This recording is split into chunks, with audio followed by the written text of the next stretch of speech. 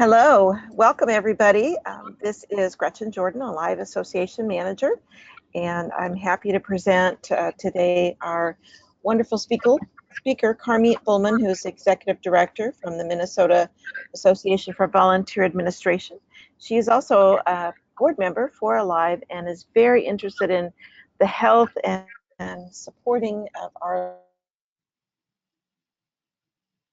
Before we get started with Carmeet's presentation, I'm going to do just a quick few housekeeping things. So first of all, you all on the call today are all automatically muted, and we'll have time for questions and comments, but I'll be monitoring the question box while Carmeet is presenting. So if you have any questions, comments, just put them in there, and then I'll just kind of jump in at a certain point and talk to Carmeet about when those are. And I'll try to answer back that I've seen that. You can also use your GoToWebinar control panel to just kind of keep an eye on the polls, which we'll be doing shortly. And there's a little button you'll see there for handout. So one of them is the slide deck, and the other one is a little worksheet that Carmeet has sent, and she'll be talking about that later. So I'm going to go ahead, first of all, and just say a big thank you to Carmeet for being our presenter today, and then also Emily Bromett-Bauer, who is on the call, and she has of course been our Executive Vice President for Programs and Advocacy for many years, and this is her outgoing Alive Academy webinar, and I just want to thank her again for all of the effort that she has done with Alive to really help promote the organization and the professional development and advocacy for our members, for our colleagues, for our peers, in general. So thank you very much, Emily, for that. It's much appreciated. It's been a pleasure to work with you. Thank you, Gretchen. Thank you. And our 2019 activities will be posted shortly. We already have activities and Alive Academy webinars booked for the first quarter. So keep your eyes out either via our newsletter the first half of December or via email about those coming up, and I think that you'll find them very interesting, relevant, and worth your time. And of course, as Alive members, it's free. Now I'm going to go ahead and get started, and I'm going to just quickly show my screen here. Bear with me while I just play it from the start, and going to go ahead and do the polls real quickly. Now, Carmeet has got a series of poll questions, and I've kind of organized these in by topic. I'll kind of read them out loud so they'll make sense, hopefully. And then if you wouldn't mind just clicking, and you should be able to click more than one. I think she's just trying to gauge, she's got a lot of information, so she's looking for the most popular ones to make sure she covers those. So the first one has to do with, I'm not currently part of a local association. I'd like to know more about starting a volunteer association, plans for getting a volunteer manager association up and running, identify basic essential elements to establish an effective association. I'd like to know more about the Volunteer Generation Fund as an ongoing one-time funding, and learn about other funding partnerships that others are using. So if you'd like to go ahead and just click on any or all of those buttons, and I see people are voting, so that is good. And we are also waiting for more people to attend as well. So I'll give you just another moment here to vote.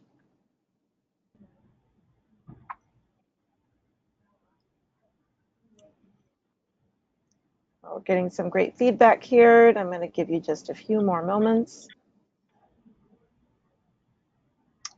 I'm going to go ahead and close the poll, and let's show those results. So 67% said they'd like to identify basic essential elements to establish an effective association. 33% said learn about other funding partnerships others are using. 17% for starting a volunteer association, and 17% for plans for getting a volunteer manager association up and running. And we had 0 votes for the Volunteer Generation Fund. Is that helpful for you, Carmeet? That is helpful, thank you. Okay, so let's go on to the next poll question. And this one is, I'm part of a current local association I'd like to know more about. And again, you can pick more than one. Lessons learned and tips. Identify those successful elements of a local association. Examine actual strategic plans or work plans. Learn some lessons to revitalize our local associations. And ways to grow our membership, program outreach, and value. So please go ahead and vote. Oh, people are voting. Oh, much more robust this time. Good job, everybody. And go ahead and please keep voting. And if anybody is calling in, I know you won't be able to vote, but this is being recorded. And so you'll be sent a link to the recording tomorrow so that you can review it and then be able to see the polls as well. I'm going to go ahead and close this poll and share our results.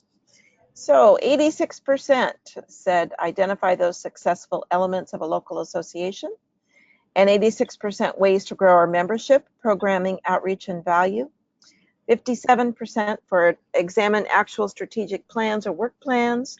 57% learn some lessons to revitalize our local association, and 43% lessons learned and tips. So thank you.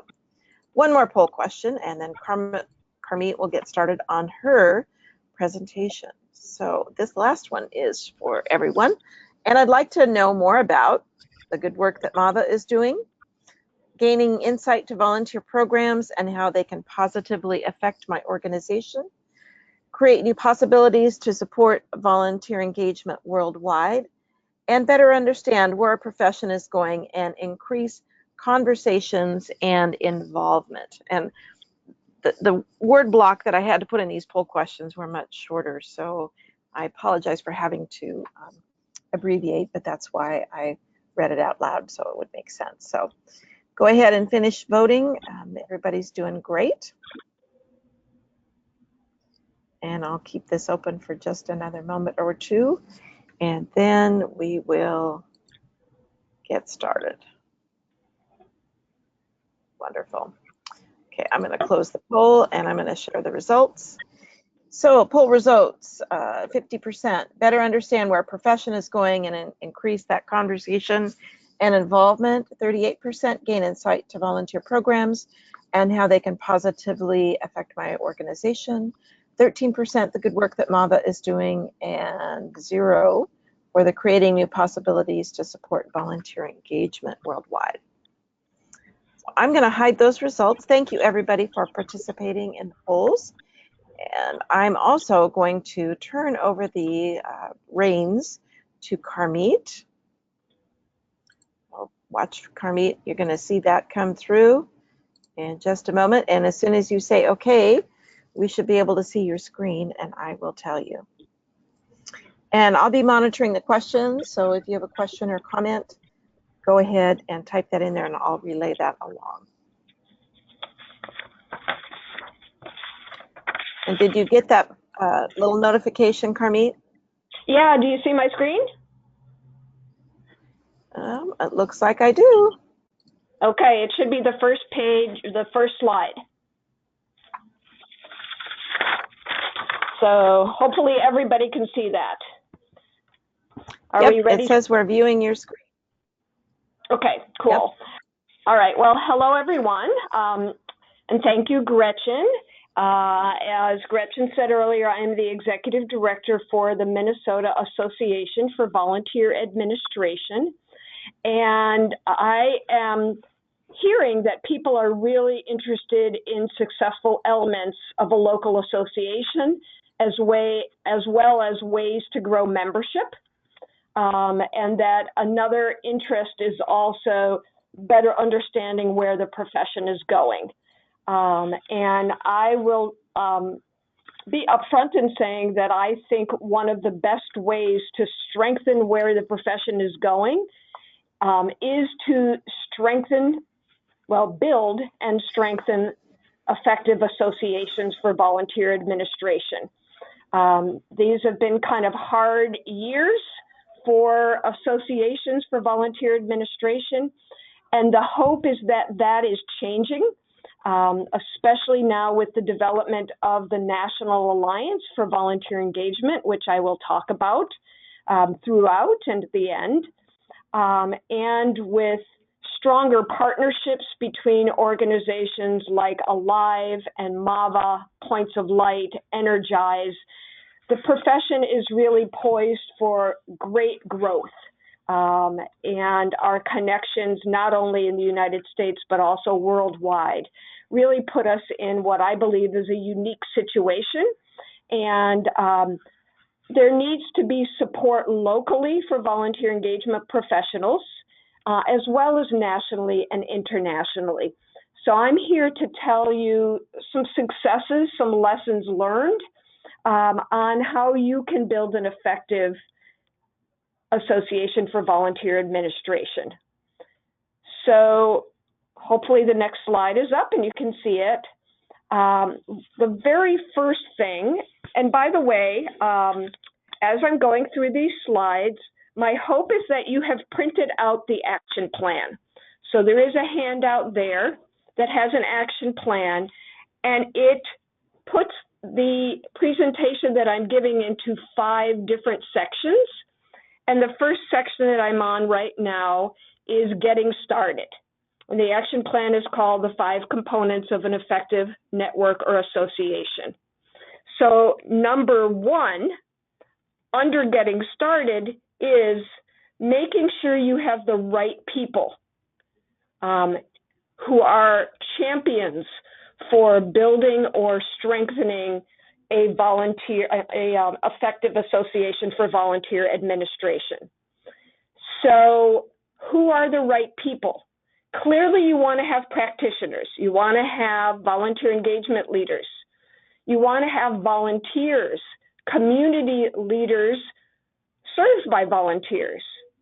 But you also want to go broader than that, and you want to have policymakers there, elected officials, potential funders, and the media. So one of the issues is that oftentimes we try to build networks that only include ourselves, only include volunteer engagement professionals. And that contributes to us being isolated in our field. We really need many stakeholders. So this next slide is our stakeholder map. If you are working towards building a strong local, and that could be citywide, countywide, statewide association, you need you at the middle, you meaning those of you on these calls, volunteer engagement professionals, but you need funders there. You need corporations and businesses. You need organizations like Alive and Energize, Volunteer Match, Points of Light. We have the resources for you. You need some elected officials and policymakers. You need people who are considered volunteerism leaders, and you need people from the government.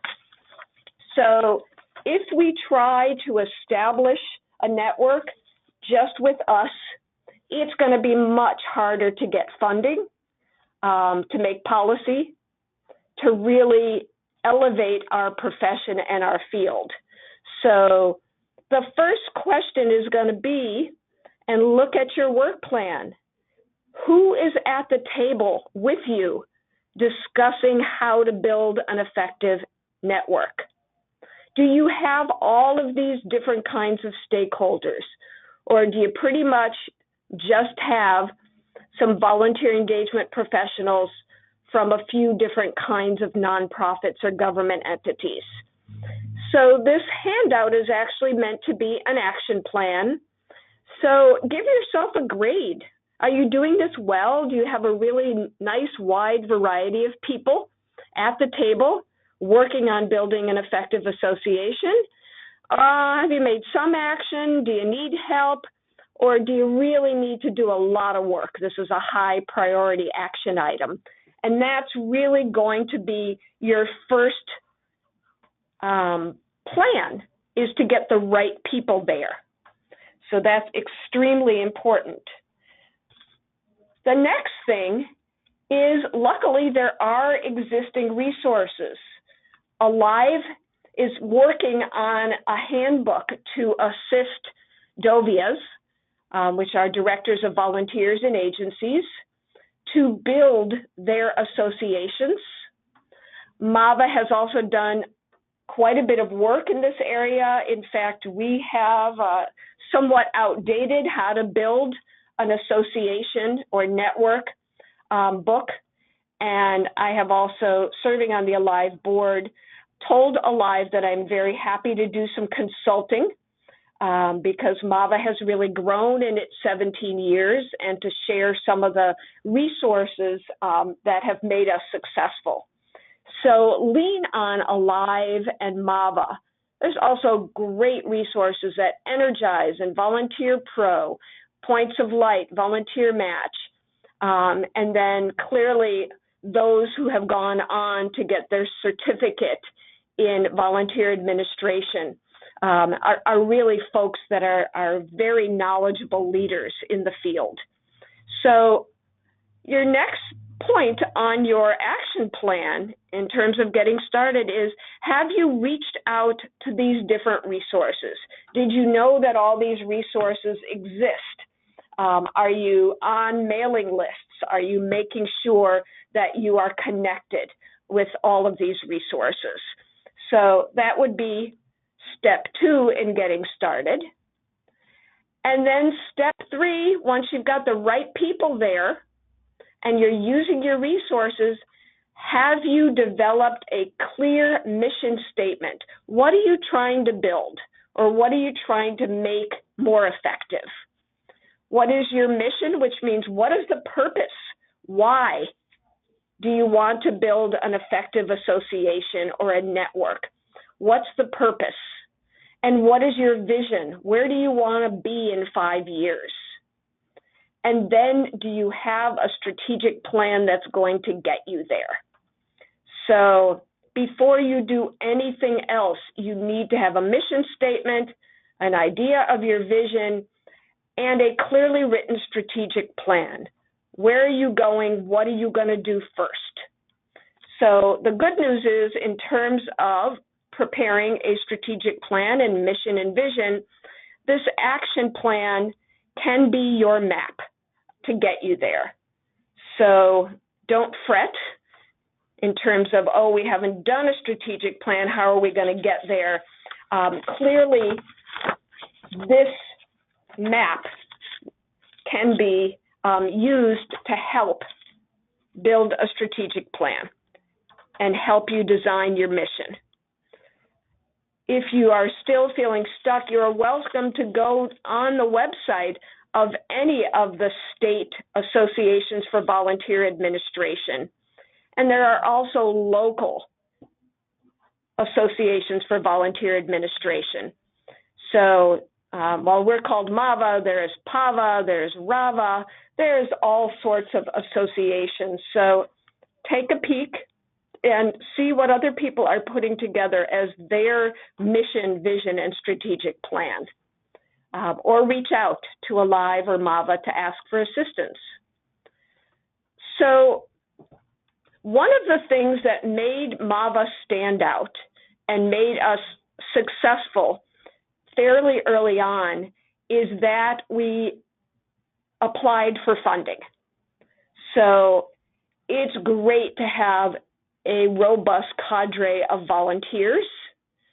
We really needed somebody to make MAVA their full-time job, or at least a part-time job.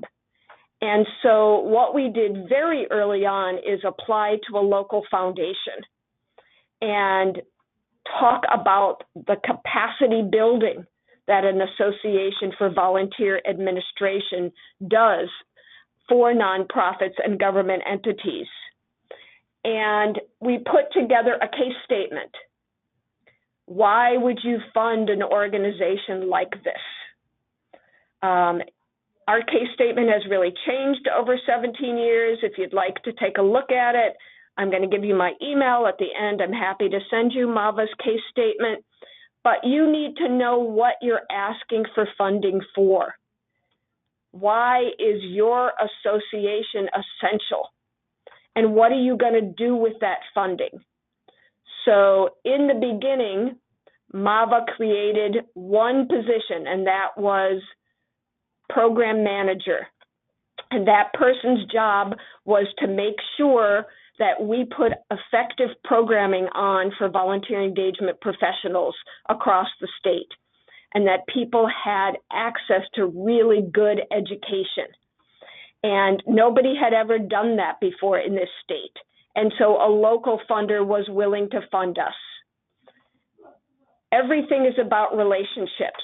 So polling your team and finding out who has relationships in the government and with foundations and corporations, who knows of some folks who would be interested in building capacity for volunteerism in your state or in your county, and use those connections. That's why you want people from many different arenas to be on your team for moving your association forward. So do you know of all your contacts who has relationships with these different stakeholders, and can they join your team and help you move towards just a bit of initial funding is enough to really get people excited as you move towards doing programming. So the question is, has anybody researched priority areas of local foundations and corporations to see if capacity building is one of the things that they fund? So what are you going to ask them to fund? And typically, professional development is what volunteer engagement professionals are seeking, and the reason they reach out to networks. They want the connection, they want the support, and they want the education.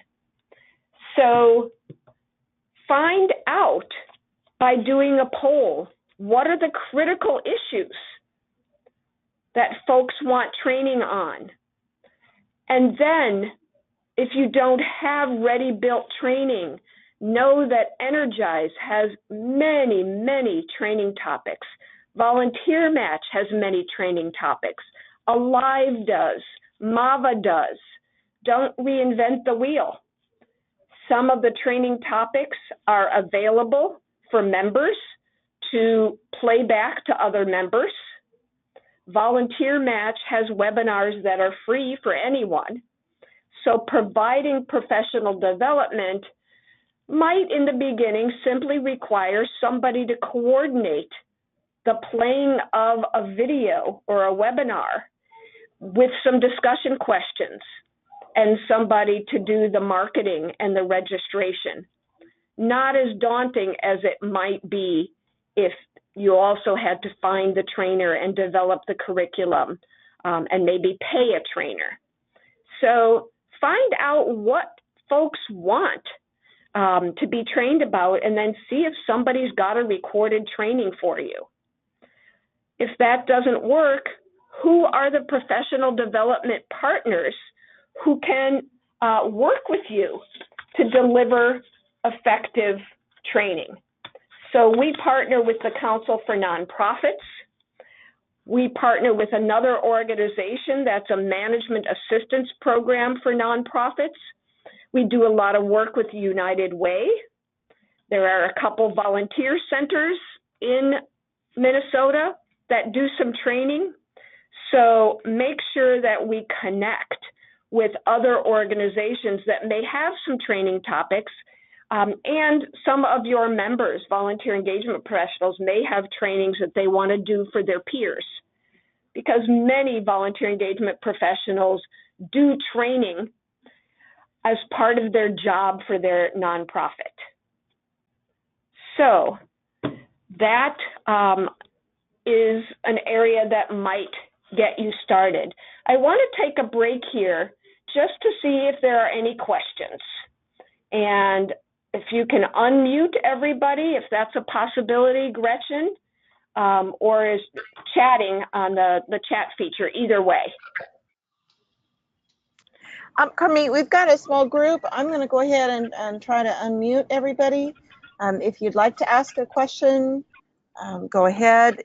If you want to remute yourself right away, that's okay too. But that should have worked. Is there anybody out there that would like to ask a question? Or you could type it into the comment box or in the question box.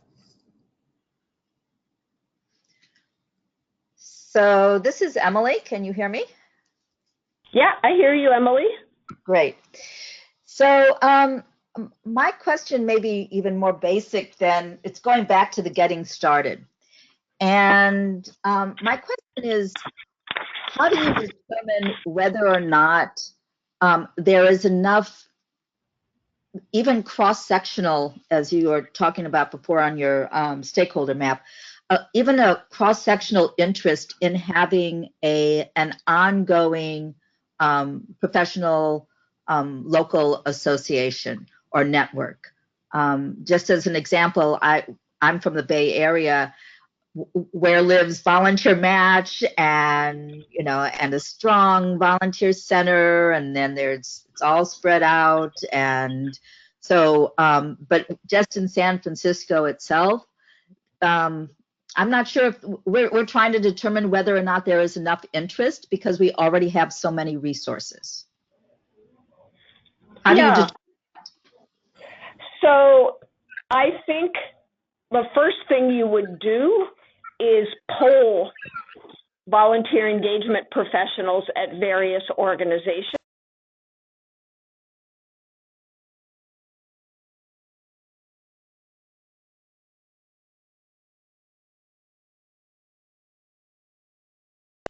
Okay, sorry. Hello?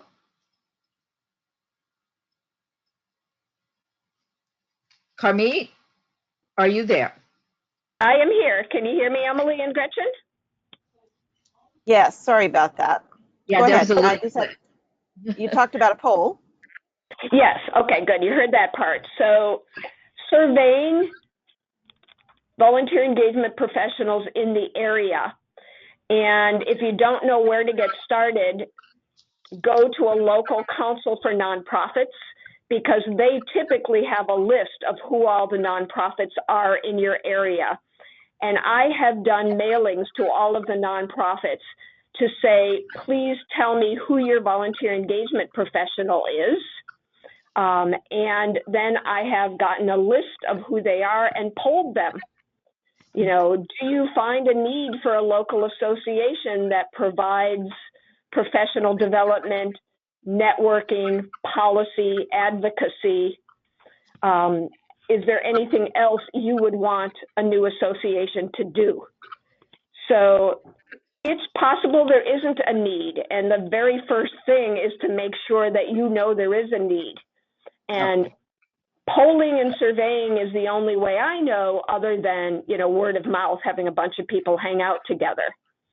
What I have discovered in Minnesota, and I'm sure that this is true in other places, is that there are loosely affiliated volunteer engagement groups all over the state. Many of them are by sector.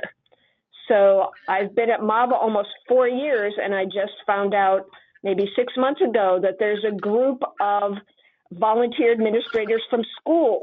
They call themselves MAVIS, Minnesota Association for Volunteers in Schools. They meet quarterly. Who knew? There's healthcare volunteers networks who just very informally meet. There are regional groups who meet. There are government groups who meet. So, California is a bigger state than Minnesota. There are all sorts of loose groups of people who network with each other and to say, hey, I don't want to feel isolated. Let's get together. So the best thing to do is find out, where are those groups, and do those groups want to build a little more structure and grow more? So those are the suggestions I have about that question. Carmit, I've got a question from Kate, and her question is, I'm curious about the training topics that other Adovias provide to their members. Yeah, I mean, I certainly can answer that, and if there's other folks who want to answer that as well. There's a wide range of training topics from the very basics. So we adapted Betty Stallings' 55-minute series and turned it into what we call the Volunteer Impact Leadership Training. And many folks who are new to the profession, or even folks who have been around and are feeling a little rusty, love this 8-module training. And the training covers topics like recruitment, retention, risk management, appreciation, job descriptions, getting staff buy-in, bunches of other really basic topics. And it really is a very basic training on best practices in volunteer engagement. So there's a large group of people that want the basics. What are the best practices in all of those different areas? Then there's a whole other group of folks who want more accelerated trainings. And so they're interested in topics like change management, leadership development, strengths finders, how to advocate for your job in a busy nonprofit. I would say probably the most sought after topic, other than the basics, that we deliver is the topic of obtaining organizational and staff buy-in for the work of volunteer engagement professionals. Time and time again, people say, I don't have buy-in, I'm isolated in my job is misunderstood, I shouldn't be working in a siloed department. Volunteerism should be spread out throughout the entire organization, and everybody should be volunteer engagement professionals. So how do I do the change in my organization to make that happen? So those are some of the topics. And again, if you want to know more, I would, go to Volunteer Match or Energize or Alive or MAVA and just look at some of the topics that are out there. There's a lot of them. There's hundreds of them. Does anybody else have any suggestions about training topics? Carmit, this is Gretchen. I'll just interject quickly that about 2 years ago, Alive did a quarterly webinar for our local association members, and it was all about meeting topics that members want. And I'd be happy to send along that slide deck at request. Just email me at manager@VolunteerAlive and I can send that to you. And yet we came up with a list of at least 50 different topics if you're just looking for ideas. But I've also got another question from Megan. And she wants to know, what are some training topics you have seen for orgs who work with highly skilled or pro bono volunteers? I'm sorry, can you repeat that one more time? Yes. What are some training topics you have seen for organizations who work with highly skilled pro bono volunteers? Oh, okay. We have produced various training topics on working with skill-based volunteers. So again, if anybody wants to email me, I can send those forward. But it's really, we focus a lot on changing up the mindset of staff who work with skills-based volunteers to recognize that volunteers can do everything. Volunteers are as talented and capable as paid staff. The difference is they're not paid. And so our skills-based volunteers training focuses on how to expand the places throughout your organization where you use skills-based volunteers and how skills-based volunteers differ than other volunteers. Although more and more we are finding that all volunteers are skills-based volunteers. So if you're saying, how does somebody who's helping you pro bono to do a strategic plan differ from how somebody who's helping you file and other kind of clerical things, there are some differences, but we really focus on all volunteers have skills to offer and we need to change the mindset that we have about who is a skill-based volunteer. But again, I'm happy to send that out if folks want it. And Carmit, so a follow-up from Kate, who says thank you. We also polled our members for their greatest pain point and found that time management, aka how to do it all, was the biggest issue. That umbrellas a lot, and yeah, absolutely. And then another comment from Susan. We also do trainings that help us take care of us. We just had an amazing membership meeting on mindfulness. I definitely applaud the self-care. Yes. Yeah, we do trainings on those things because we are a professional development organization. So we definitely do time management trainings and what's different for time management for volunteer engagement professionals versus others. We do things like how to take care of yourself in a stressful job. We do a lot of training on being a leader in your organization, especially in organizations where volunteer engagement professionals are not seen as leaders. So really, there's no training topic that we don't do. We do budgeting. We do how to do a good annual report. We do, marketing, community outreach. So every year we do a poll for our members and we give them about 50 to 100 different topics. And then we pick the most popular ones. And many local associations also do a state conference. And I would say that that is one of the most successful things that I've seen associations do, is bring people together in person once a year where there's a critical mass and folks can really do networking and connection and learn from one another, and then provide a variety of different types of topics. And I've been fortunate enough to travel around the country and been at different state conferences, and always pretty amazed for states that say they don't have a really strong association of volunteer engagement professionals. They still manage to bring 200 to 300 people together for a one-day conference. MAVA's conference is 3 days. Most do a one-day conference. And so that's another high need area. Any other questions about programming? Nope. Okay. Are you ready to move on? I am ready to move on. Okay.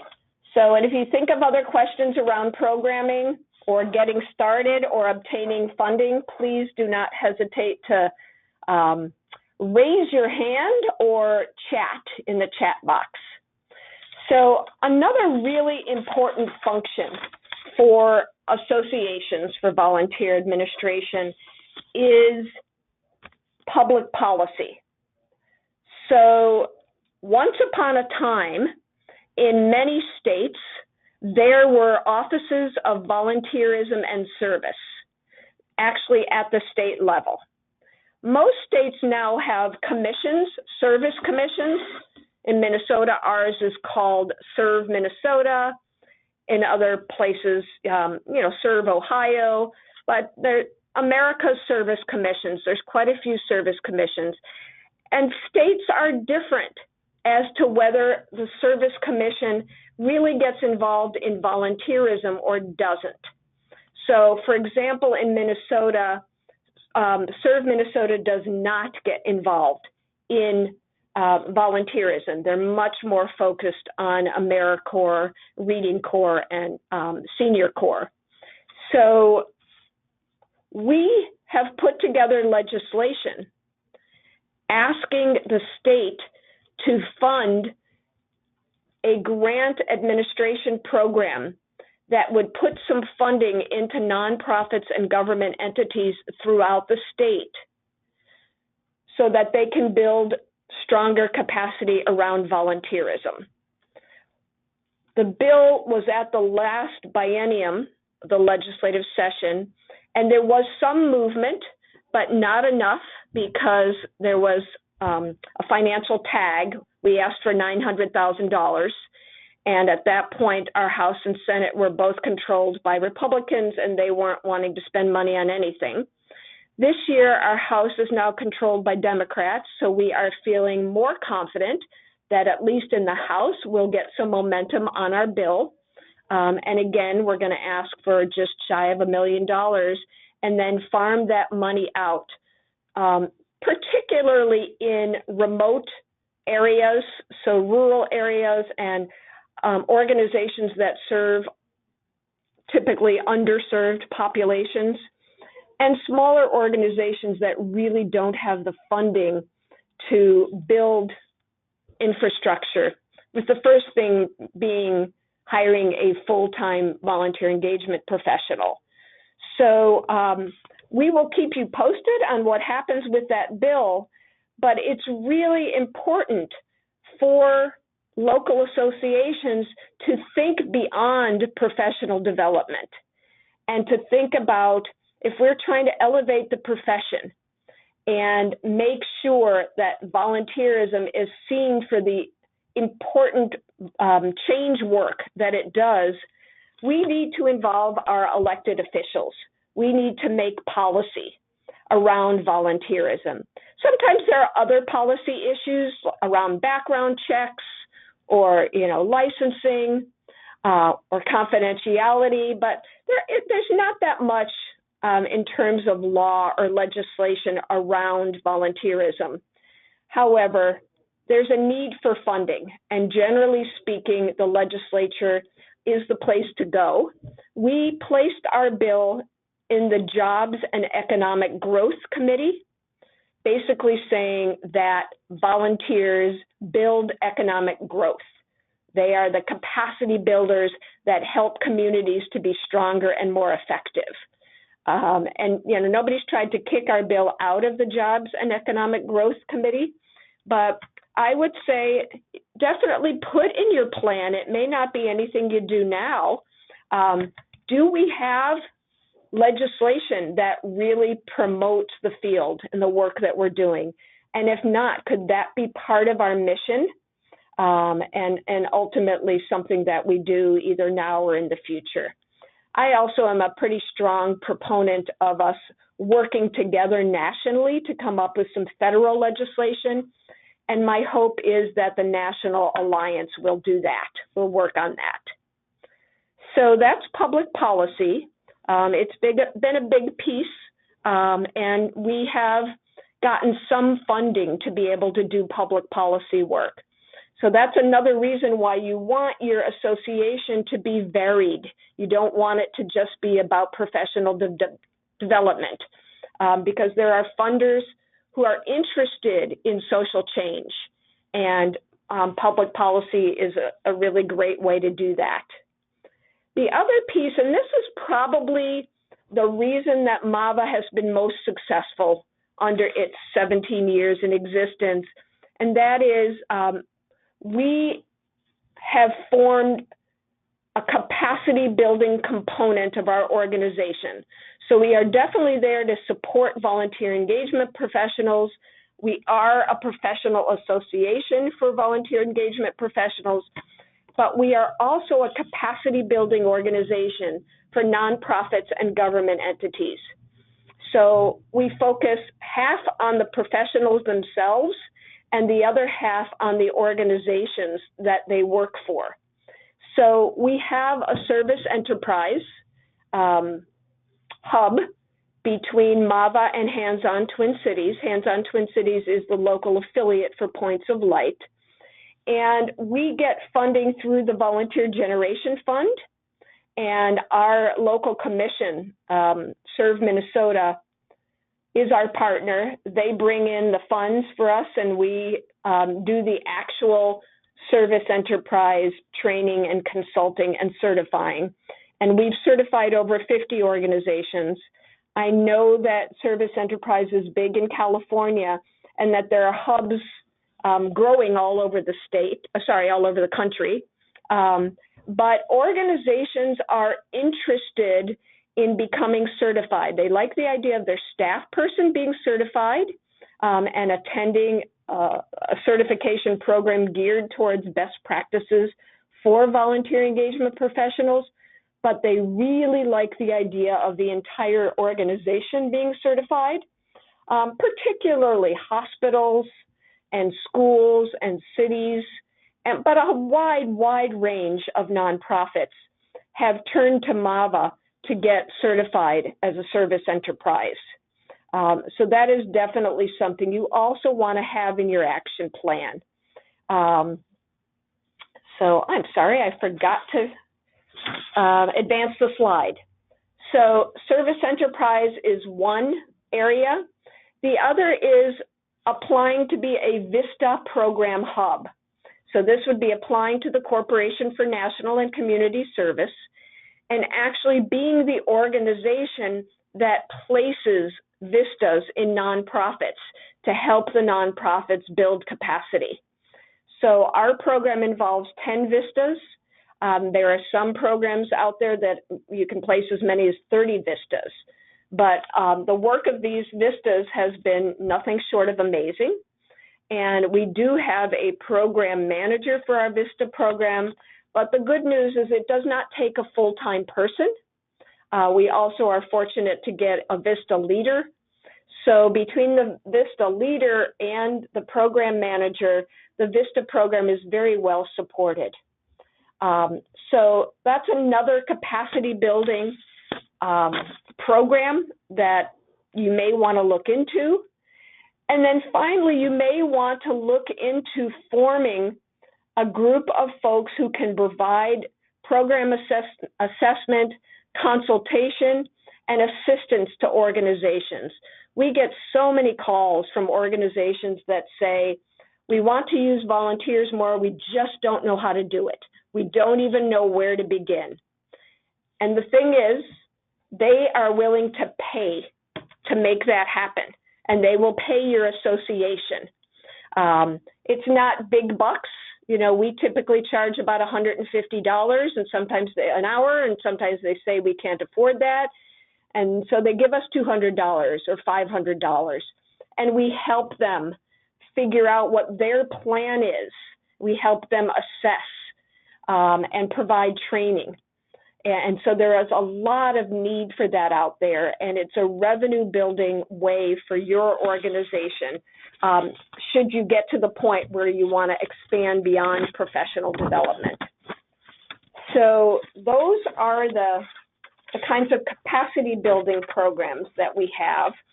I would say that the item that is most important in building an effective association is to work on the people.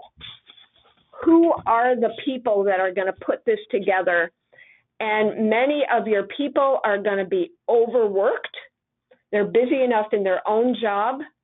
They have families. They have other volunteer work that they do.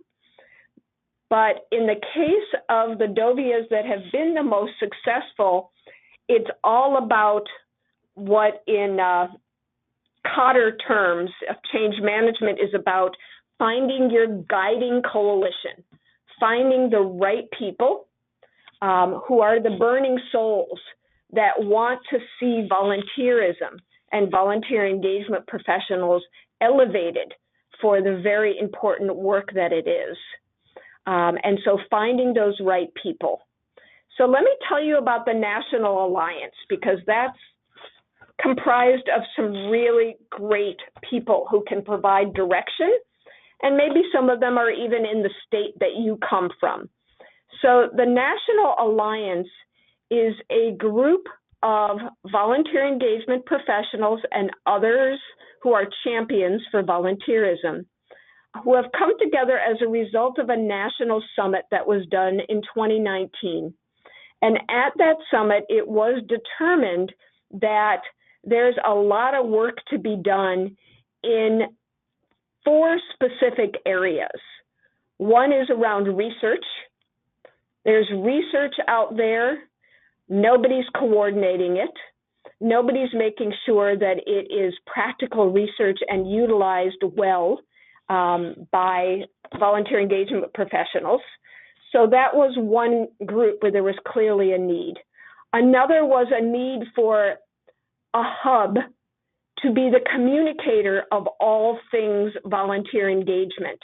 There was a lot of discussion and continues to be discussion around things like language change. You know, are we going to be uniform in not calling ourselves volunteer coordinators, but calling ourselves volunteer engagement professionals? Are there certain terms that we're just going to stop using, like volunteer program, and instead talk about volunteer engagement? So communication around all of that, you know, if we are a field, we are a movement, we need a group that's really the hub of that. Another group is around having an annual convening of volunteer engagement leaders. The Points of Light convening is great. It's broader than volunteer engagement leaders. The MAVA conference is great, if I must say so myself, but it's a state conference. We certainly open it up nationally and get a lot of national people, but there's really a need for an ongoing national opportunity for volunteer engagement professionals to come together. And then the final bucket, and Gretchen can tell me if I'm missing one, is the creation of a vision, a national vision for where we want to go as a profession. Where is our profession? There have been times when people have said this is a dying profession. You know, does it even exist anymore? Well, the Alliance is here to tell you that it is very much here and growing stronger day by day. And the exciting thing is that ALIVE is the fiscal agent for the Alliance. The Alliance was very clear that it didn't want to be connected to any one organization. It wanted to be really broad and have all the different stakeholders that I talked earlier about, funders and elected officials and philanthropists and human resource professionals and so on. But it needs a fiscal agent and, you know, some people to do coordination. So ALIVE has offered and has been doing a fabulous job in being that fiscal agent for the National Alliance. So I would say the National Alliance, along with ALIVE, is going to have a really strong role in making sure that local associations are well supported. This is Emily. Can you hear me? Yes. Having been part of the initial task force for the Alliance, as well as at several of those workshops at the National Summit, I wanted to add a little bit to this that I think is really relevant to what you're talking about today in terms of your stakeholder map. The Alliance really is about volunteer engagement in general. All the different ways that civic engagement, volunteer engagement is important for the country, for us, for society, for community development.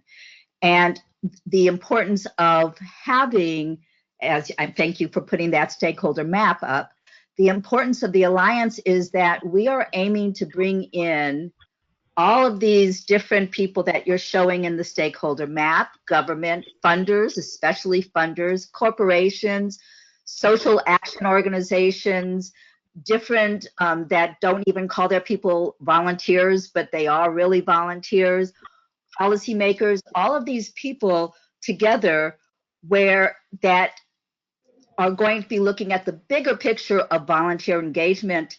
And then, and this is so important, how volunteer management and volunteer leadership or volunteer engagement professionals play an integral part in this bigger picture of volunteer engagement. So I really, so I'm echoing everything that you say, Carmit, but for the Alliance, the role of volunteer management and volunteer leadership is within that larger context of volunteer engagement. And again, it goes back to what you have said from the very beginning. It's all of the important people from all the different sectors that we're bringing together to build this Alliance. Yes. Thank you so much, Emily. So we only have 5 minutes left, so I wanted to see if there are other questions about the 5 different components of an effective network: getting started, obtaining funding, professional development, public policy, or capacity building. Let me know if you have questions, or type them in. And basically, let us know what kind of help you need. What was your purpose for joining in on this, and how can Alive and MAVA and the National Alliance help you to be successful?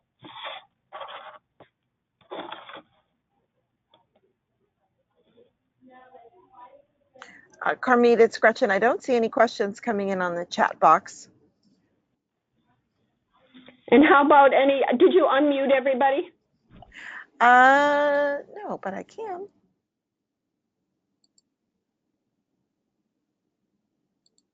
Okay, should be. If there's anybody that would like to ask a question, go ahead.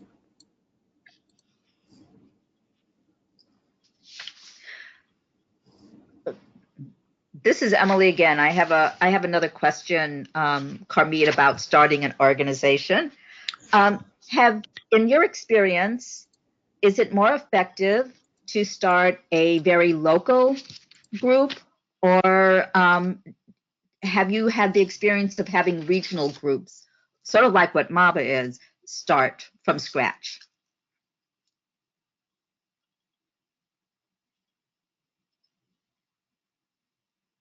Oh.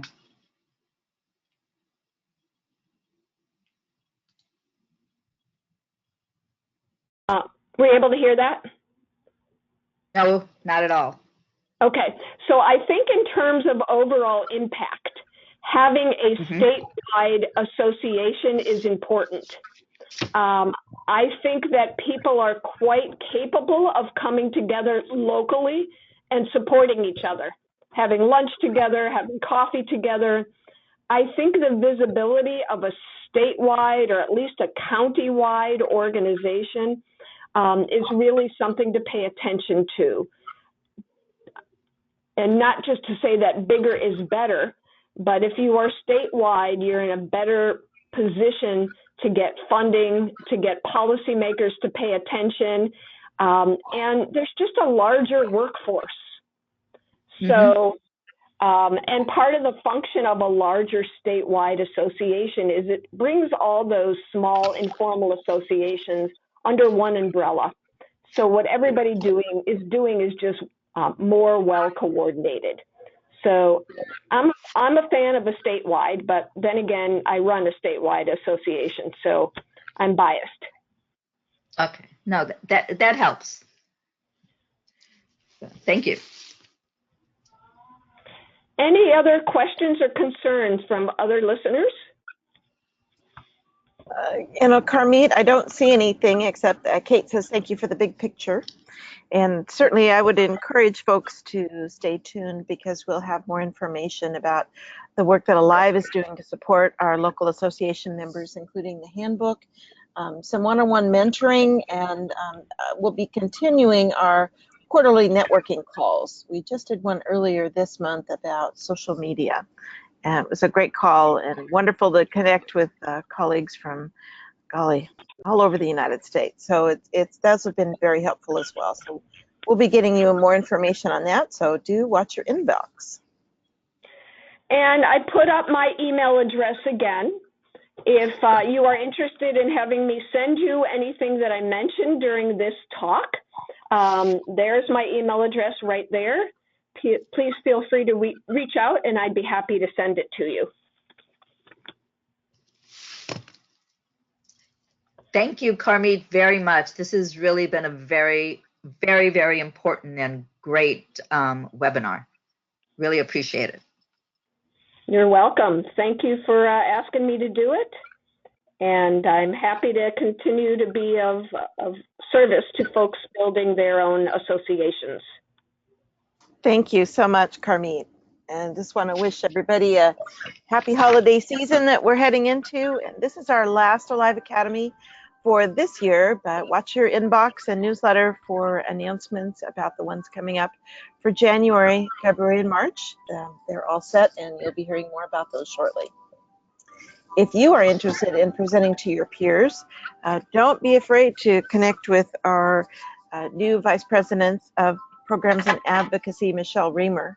And you could check your latest newsletter for that information, or on our website too, called Present to Your Peers. So if you've got something you'd like to say and share with your peers, with your profession, we want to give a platform for you to be able to do that. So don't hesitate to look into that, because we are looking for more presenters for the rest of the year.